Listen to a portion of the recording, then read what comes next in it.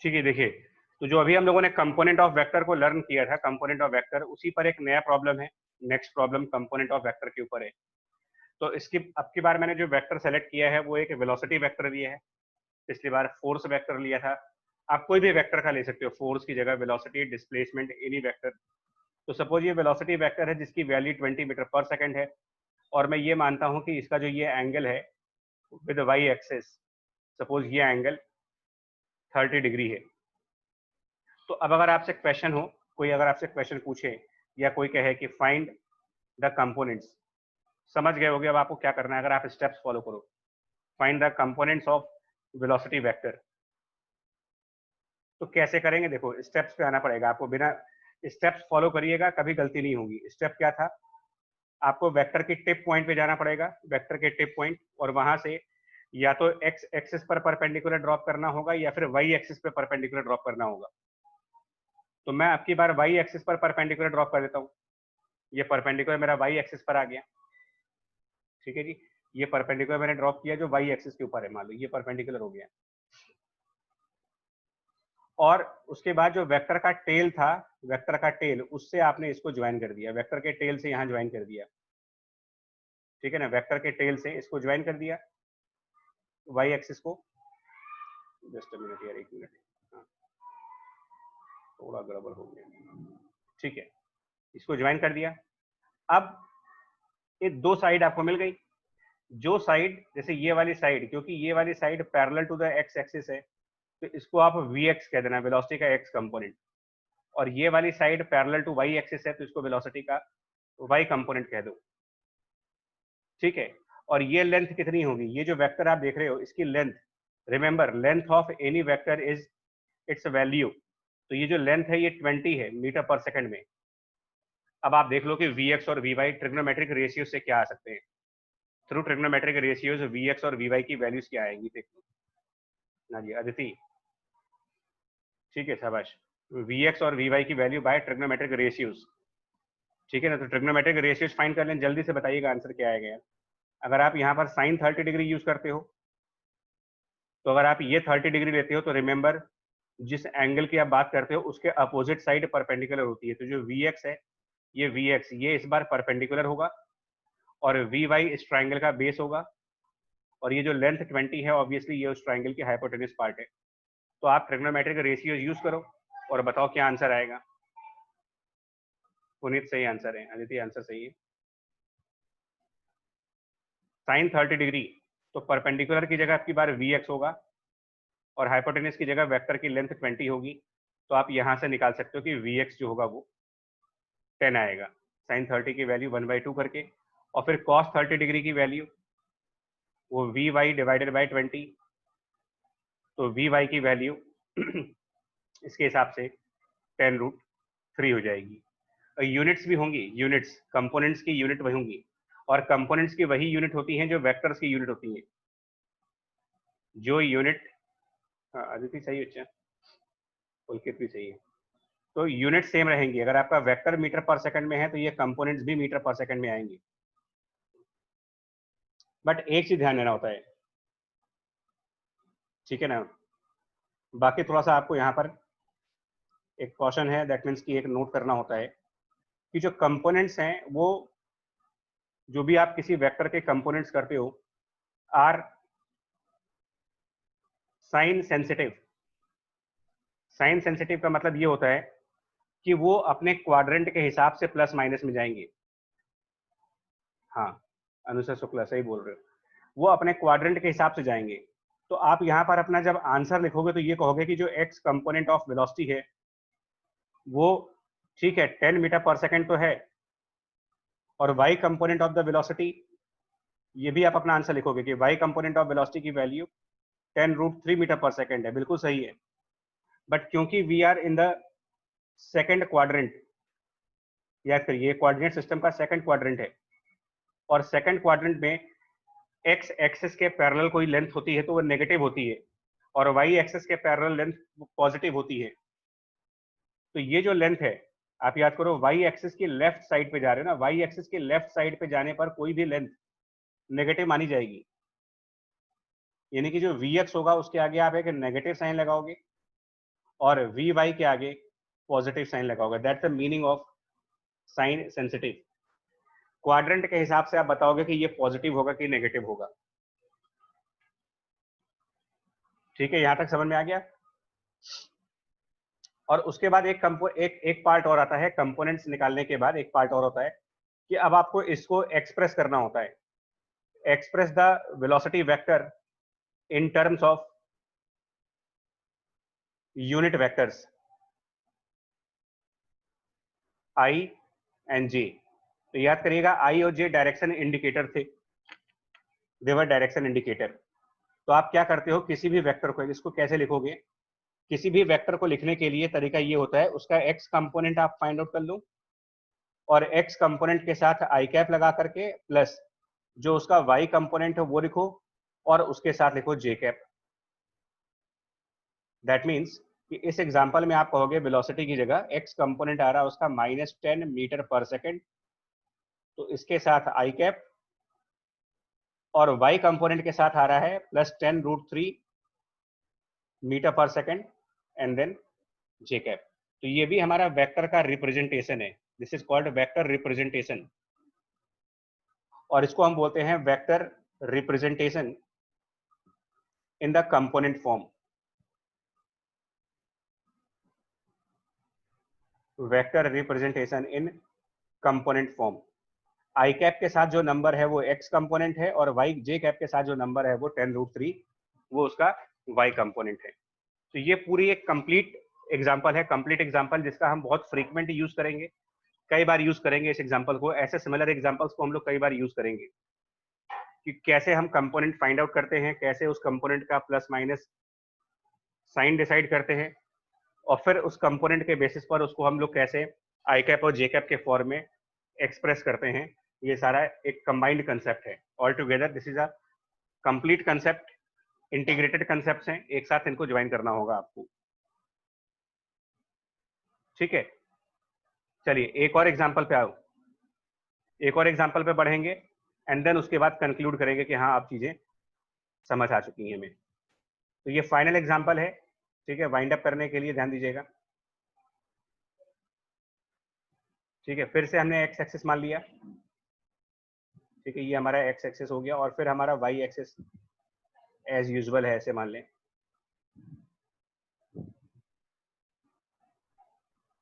और अब की बार जो मेरा वेक्टर है वो मान लो इधर की तरफ है, ठीक है ना, मैं अपना वेक्टर इस तरफ ड्रॉ करता हूं, इस तरफ। और अब की बार ये जो वेक्टर है ना, ये कोई एक्सेलरेशन वेक्टर है, तो इसको मैं ए लिखूंगा, A vector. That mean this time this is my acceleration. मैं जानबूझ के कभी फोर्स का एग्जांपल लूंगा, कभी डिस्प्लेसमेंट का एग्जांपल लूंगा। तो और ये एक्स एक्सिस के साथ यहाँ पर मान लो जो एंगल बना रहा है वो 60 डिग्री एंगल बना रहा है, और आपको ये दे रखा है कि जो एक्सेलरेशन वेक्टर है उसका मॉडुलस यानी उसकी वैल्यू यानी उसका length of a vector is suppose that 10 unit होगा मीटर पर सेकंड स्क्वायर। सेम क्वेश्चन है, बताओ, आपसे पूछा रहा है कि एक्स कंपोनेंट क्या होगा, x component of a vector क्या होगा, y component of a vector क्या होगा, ठीक है, और ए वेक्टर का एक्सप्रेशन क्या होगा। ये तीन चीजें हैं, एक्सप्रेशन ऑफ ए वेक्टर, ये तीनों पार्ट देखने हैं आपको, ये तीन पार्ट देखिएगा। तो देखना क्या है इसमें यार, तरीका पता है मेरे को और आपको भी पता है कि वेक्टर ए की टिप पर गए, फास्ट होना चाहिए, एक परपेंडिकुलर बनाया, ठीक है, एक परपेंडिकुलर आ गया एक्स एक्सिस के ऊपर, और फिर उसको वेक्टर के फुट से ज्वाइन कर दिया, यहां से ज्वाइन कर दिया, तो अब आपके पास राइट एंगल तैयार हो गया। एक्स एक्सिस वाली साइड हमारी ए एक्स कहलाएगी बिकॉज वो एक्सेलरेशन का कंपोनेंट है, और वाई एक्सिस वाली साइड ए वाई कहलाएगी। ठीक है, यहां तक समझ में आ गया। और ये जो लेंथ है, जो हाइपोटेन्यूज देख रहे हो, ये लेंथ उस वेक्टर की वैल्यू है, यानी कि 10 मीटर पर सेकंड स्क्वायर। अब आप लगाओ ट्रिग्नोमेट्रिक रेशियोज और बताओ कि ए एक्स और ए वाई क्या होंगे। 60 डिग्री ये है, तो ध्यान देना इस बार ए वाई जो है वो परपेंडिकुलर है और ए एक्स इस ट्राइंगल का बेस है। फटाफट, अब इसको मैं नहीं करूंगा, इसको आप अपने लेवल पे खुद करेंगे। आप अपने लेवल पे सभी लोग करें और इसका आंसर बताइएगा कि AX और AY क्या होंगे। AX और AY basically length of base है और लेंथ ऑफ परपेंडिकुलर है, और कुछ नहीं है वो। ठीक है जी, AX और AY are basically the length of the base of triangle, length of perpendicular of the triangle, whereas the length of hypotenuse of triangle is 10 meter per second square and angle of this triangle is 60 degree angle. Trigonometric ratios use करोगे आप, sine 60 degree and cosine 60 degree, sine 60 and cosine 60। जिनको values में दिक्कत है उनके लिए मैं help कर सकता हूँ, उनको मैं बता देता हूँ कि साइन 60 डिग्री की जो वैल्यू होती है √3/2 एंड कॉस ऑफ 60 डिग्री की वैल्यू 1/2। तो अब आप अपना आंसर ला सकते हो, और अगर अपना आंसर लाओगे तो मेरे ख्याल से जितने लोगों ने भी आंसर दिया है वो AX की वैल्यू जो होगी, जस्ट अ मिनट, AX की जो वैल्यू आई होगी आपकी यहाँ पर 5 आएगा, 5 मीटर पर सेकंड स्क्वायर, और ये वैल्यू आएगी 5√3 मीटर पर सेकंड स्क्वायर।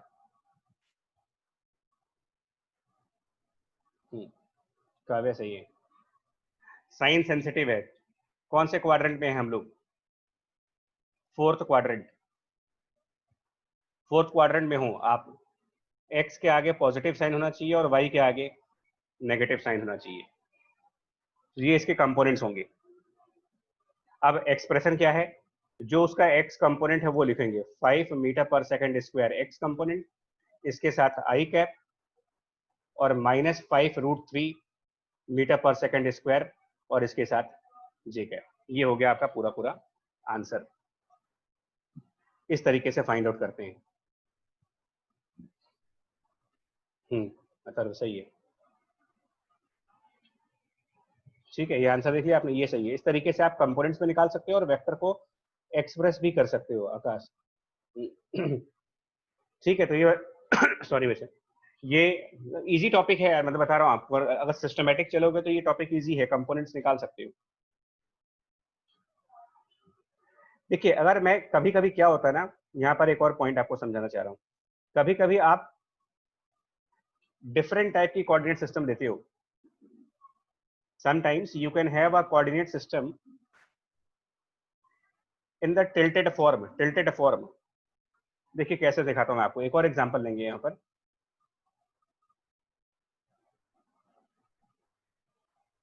तो देखो ये हमारा क्या है, मान लो हमारे पास एक इस तरफ एक्सिस है। अब आप बहुत ध्यान से सुनिएगा, मतलब ये टॉपिक बड़ा इंपॉर्टेंट है यहाँ पर। ये हमारे पास मान लो एक्स एक्सिस है, ठीक है, और फिर हमारे पास कोई एक वाई एक्सिस है जो ऊपर की तरफ जा रहा है, ठीक है। ये हमारा वाई एक्सिस हो गया, एक्स और वाई एक्सिस हो गया, और हमारे पास जो वेक्टर है वो कुछ ऐसे है, ठीक है। ये हमारा वेक्टर हो गया, इसको आप कुछ नाम दे दो, जो भी नाम देखना चाहते हो इसका। सपोज ये ए वेक्टर है, और ये एंगल हमारे पास थीटा है। यहीं पर at the same place we have one more coordinate system. We have one more coordinate system. कैसे? हमारे पास इस डायरेक्शन में एक कोऑर्डिनेट एक्सिस है। मैं इस कोऑर्डिनेट एक्सिस का नाम एक्स डैश पुट करूंगा, और इसके परपेंडिकुलर, ठीक है जी, इसके परपेंडिकुलरली इधर की तरफ एक और कोऑर्डिनेट एक्सिस है, इसका नाम आप वाई डैश पुट कर दो। अदरवाइज आप ये कह सकते हो कि जो आपका पुराना वाला कोऑर्डिनेट एक्सिस था, आप ऐसे भी मान सकते हो कि जो मेरा पुराना वाला कोऑर्डिनेट एक्सिस था, उस पुराने कोऑर्डिनेट एक्सिस को मैंने टर्न कर दिया, कोऑर्डिनेट एक्सिस रोटेट कर दिया यहाँ पर, मान लो रोटेटेड बाय बीटा एंगल। तो जब ये टर्न करेगा तो ये इधर से ये वाला एंगल भी बीटा से टर्न कर जाएगा, बिकॉज एक्स और वाई के बीच 90 डिग्री एंगल रहना चाहिए। तो अब अगर आपसे मैं क्वेश्चन पूछूं, ठीक है, अब अगर मैं आपसे क्वेश्चन पूछूं, यहाँ पर मेरा क्वेश्चन है कि कंपोनेंट्स,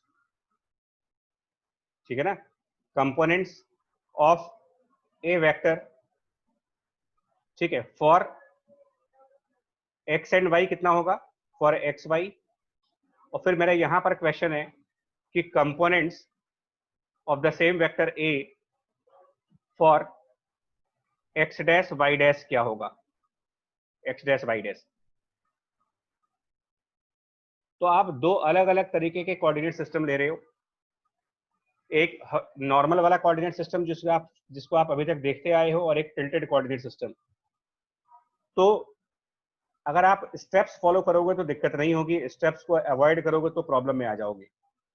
तो स्टेप क्या था मेरा, जब आपको कंपोनेंट एक्स और वाई पे चाहिए ना, कंपोनेंट्स अगर आपको एक्स और वाई पे चाहिए, तो आप ध्यान से देखिएगा, आप क्या करोगे, परपेंडिकुलर ड्रॉप करोगे ऑन एक्स, ठीक है, परपेंडिकुलर ऑन एक्स, ये ड्रॉ किया, और उसके बाद उसको यहां से कनेक्ट कर दिया, यहां से कनेक्ट कर दिया, मैं जानबूझ करके यहाँ पे दिखाऊंगा, ठीक है, थोड़ा सा नीचे कर दें इसको, ऐसे कनेक्ट कर दिया। तो ये जो दो लाइंस हुई, इनको आप कहोगे ये उसके कंपोनेंट्स है, यानी यहां पर इसको कहोगे ये ए एक्स है और ये ए वाई है,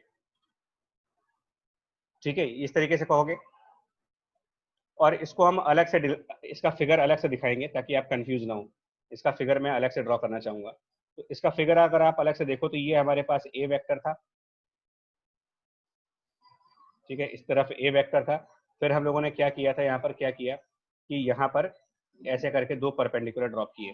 तो एक लाइन हमारी यहाँ से आ रही है इधर से ऐसे, और एक लाइन हमारी इधर से आई ऐसे, ठीक है, ये दो लाइनें आई। और इसके अंदर हम क्या कहेंगे कि ये वाली लाइन हमारी उसका, मिस्टेक हो गया मुझसे, सॉरी बच्चा, एक मेरे से एरर हुई है, ये ए एक्स नहीं होगा और ये ए वाई भी नहीं होगा, ठीक है, वो मिस्टेक थी। ये ए वाई होगा बिकॉज वाई एक्सिस के पैरेलल है, और ये ए एक्स होगा। तो ये ए एक्स, ये ए वाई है, ठीक है, और ये जो एंगल है वो थीटा है। तो आप यहाँ पर ट्रिग्नोमेट्रिक रेशियो लगाओ, ये परपेंडिकुलर हो गया इसका, ए एक्स इसका बेस हो गया, और जो वेक्टर ए है वो उसका हाइपोटेन्यूज हो गया। तो आप ट्रिग्नोमेट्रिक रेशियोज अपने लेवल पे फाइंड कर लेना, और आंसर आपका आएगा A x equal to A into cos theta, और A y equal to A into sine theta by trigonometric ratios, ठीक है, ये स्टेप हो गया। अब आप आओ इस पे, ठीक है ना, अब आइए एक्स डैश वाई डैश के ऊपर। तो तरीका वही होगा, तरीका क्या होगा, अब की बार आप परपेंडिकुलर ड्रॉप करोगे from tip of a vector, जो आपको 3 स्टेप्स लिखाए गए थे, लेकिन ये परपेंडिकुलर ऑन एक्स डैश आना चाहिए। तो ऑन एक्स डैश कैसे आएगा, देखो यहां से आपको क्या करना पड़ेगा, टिप ऑफ ए वेक्टर से एक परपेंडिकुलर आपको एक्स डैश पे लाना पड़ेगा, एक्स डैश वाले पे यहां पे लाना पड़ेगा आपको, मतलब ये एंगल आपको 90 डिग्री बनाना पड़ेगा यहाँ पर, ये वाला परपेंडिकुलर। और फिर क्या करना पड़ेगा, जो परपेंडिकुलर का फुट पॉइंट है उसको वेक्टर की टेल से ज्वाइन कर देना, यहां से ज्वाइन कर देना ऐसे, ठीक है जी, समझ में आया। और ध्यान दो जरा कि यहाँ पर जो ये एंगल बनेगा, ये एंगल, ये एंगल अगर आप रिलेट कर पाओ तो ये एंगल थीटा माइनस बीटा होगा, इसको अगर आप रिलेट कर पाओ, ये एंगल थीटा माइनस बीटा होगा, हाँ जी। तो अगर आप एक्स डैश वाई डैश के हिसाब से चलते हो, अगर आप एक्स डैश और वाई डैश के हिसाब से चलो, तो अब आपके पास सिचुएशन अलग है। अब सिचुएशन क्या है कि वेक्टर हमारा इधर हो गया, ये वेक्टर हो गया, ठीक है, ये ए वेक्टर हो गया, लेकिन एक्स डैश और ए डैश के हिसाब से जब हम चल रहे हैं तो हमारे परपेंडिकुलर लाइंस थोड़ी सी अलग आ रही हैं। हमारी परपेंडिकुलर लाइंस ऐसे कुछ आ रही है, एक लाइन ऐसे जा रही है, ठीक है जी, और एक लाइन हमारी इधर से आ रही थी, और ये एंगल जो बन रहा है वो थीटा माइनस बीटा बन रहा है, ठीक है, और एक लाइन आपकी ये वाली आ रही है इधर से, इसको आप कनेक्ट करता हुआ मान लीजिएगा। तो अब आपका ये जो लाइन है, ये लाइन, क्योंकि ये लाइन आपकी पैरेलल टू वाई डैश है, तो इसको आप कहोगे वेक्टर ए का वो कंपोनेंट जो वाई डैश पे है, और इसको कहोगे वेक्टर ए का वो कंपोनेंट जो एक्स डैश पे है, और ये एंगल 90 डिग्री बन रहा है यहाँ पर। तो ये हाइपोटेन्यूस हो गया यहाँ पर, ए वाई डैश इसका परपेंडिकुलर है और ए एक्स डैश इसका बेस है। ट्रिग्नोमेट्रिक रेशियोज फाइंड कर लो तो आपको समझ आ जाएगा कि ए एक्स डैश की value A into cos of theta minus beta है, और ए इंटू वाई डैश की value A into cos sine of theta minus beta है। ठीक है, तो देखो दोनों केसेस में क्या किया आपने, वेक्टर तो सेम रखा है ना, यहाँ पर भी ए वेक्टर है और यहाँ पर भी ए वेक्टर है, दोनों में सेम वेक्टर है।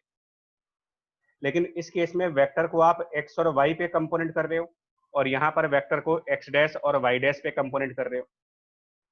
तो आप कंपोनेंट कौन से एक्सेस पे कर रहे हो उसके हिसाब से कंपोनेंट बदल जाते हैं, वेक्टर नहीं बदलेगा, वेक्टर चेंज नहीं हो रहा, ध्यान रखना, वेक्टर की वैल्यू दोनों में सेम रहेगी। बट अगर हम कोऑर्डिनेट एक्सेस को रोटेट कर देंगे तो हमारे वेक्टर के जो कंपोनेंट्स हैं वो पहले से चेंज हो जाएंगे। पहले कुछ कंपोनेंट्स आएंगे, अगर रोटेट कर दिया उसको तो चेंज कर जाएंगे। यानी कि आप इसका कंसेप्ट ये कह सकते हो कि yes, rotation of axes changes the components.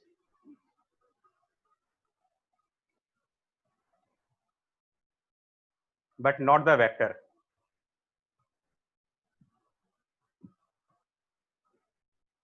आपका एक्स और वाई कंपोनेंट बदल जाएगा, रीजन उसका इसलिए कि जब आपकी एक्सिस चेंज हो जाती है तो ये एंगल चेंज हो जाता है, एंगल चेंज होने पर ट्रिग्नोमेट्रिक रेशियो बदल जाता है, और ट्रिग्नोमेट्रिक रेशियो बदल जाता है तो परपेंडिकुलर बेस की लेंथ बदल जाती है, इसलिए हमारे कंपोनेंट सारे चेंज हो जाते हैं यहाँ पर।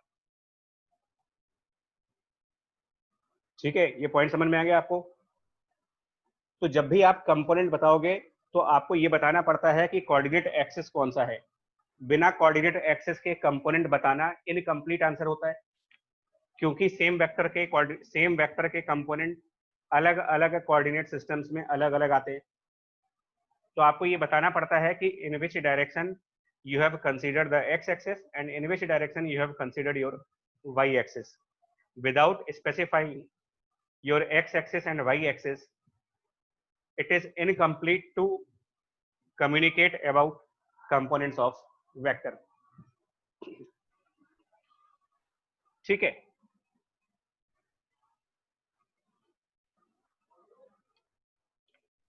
चलिए एक और पॉइंट देखो आप इसमें।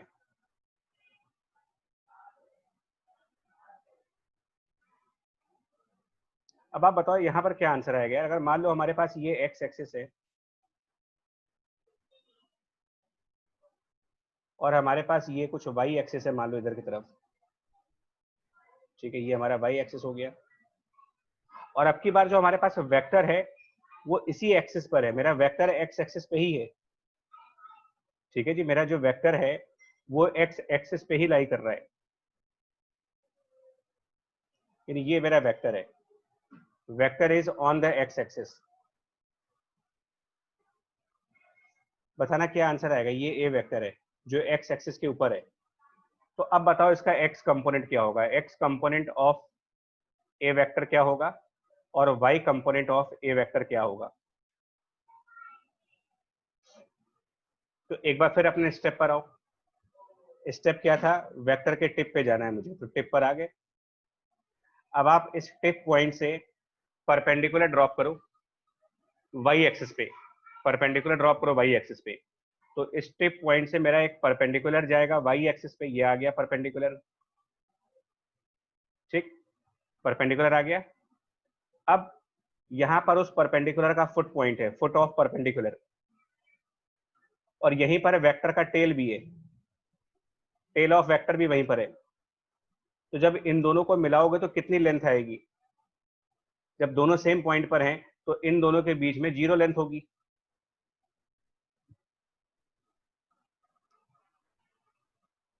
समझ में आ रहा है, इन दोनों के बीच में तो कोई लेंथ आएगी ही नहीं, दोनों सेम पॉइंट पर चले गए। हाँ जी पुनीत। तो इसका मतलब क्या हो गया कि इसका y कंपोनेंट है ही नहीं, क्योंकि y कंपोनेंट पर टेल और फुट कोइंसाइड करेगा, तो there is no y component, 0।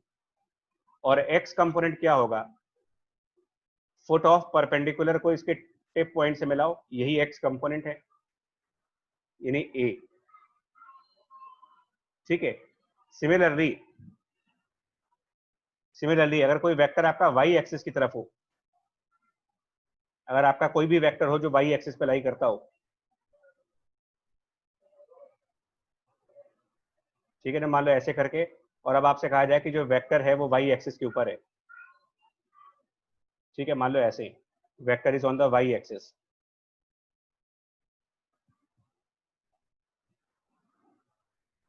क्या होना चाहिए, बता आंसर बताओ, अगर वेक्टर हमारा वाई एक्सिस के ऊपर जा रहा हो,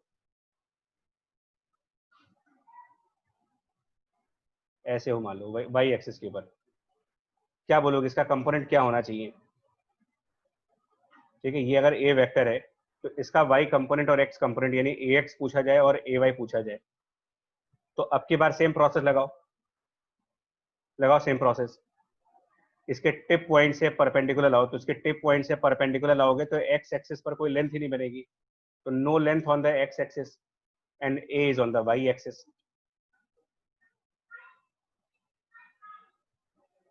ठीक है,